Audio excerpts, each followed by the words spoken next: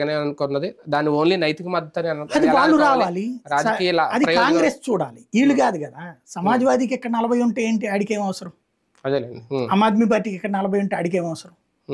వాళ్ళు just casual గా నైతిక మద్దతు ప్రకటించారు. మేబీ నేను అనుకోవడం మిథున్ రెడ్డి, విజయసాయి రెడ్డి వీళ్ళందరూ ప్రయత్నిస్తూ వచ్చి ఉంటారు. వాళ్ళు సహజంగా జరిగేటువంటి యాక్టివిటీ అది. అది చూపించి జగన్ ఓ రకంగా ఎన్డీఏకి చెప్తున్నాడు, నా జోలికి ఎక్కువ రాని బాకండి అన్నటువంటి. మీరు చూడండి, ఆ తర్వాతనే పదే పదే చంద్రబాబు గారు పార్టీ క్యాడర్ మీటింగ్లు పెట్టి మీరు గొడవలు చేయొద్దు అని చెప్తున్నారు. పవన్ కళ్యాణ్ చెప్తున్నారు.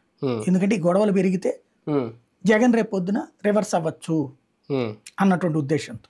ఇక్కడ పాయింట్ ఏంటంటే, జగన్ ఇవాళకి నాకు తెలిసి ఇవాళే కాదు రేపటి ఎన్నికల దాకా ఏ నిర్ణయం తీసుకోడు. ఈ లోపు ఇట్లా మద్దతు ఇచ్చే వాళ్ళ మద్దతు తీసుకుంటా ఉంటుంటాడు.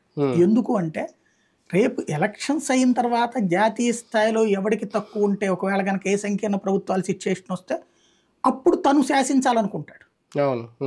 అంతేగాని ఇప్పుడు వెళ్ళిపోయాడు అనుకోండి, ఇప్పుడు జగన్ మీద ఉన్న కేసులు తిరగదోడచ్చు. తిరగదోడడం పాత కేసులు తిరగదోడకపోవచ్చు, కానీ వాటికి సంబంధించిన దాంట్లో ఇప్పటిదాకా జగన్ లైట్ తీసుకుంటుంది కేంద్రం. స్ట్రాంగ్ గా ఉండొచ్చుగా.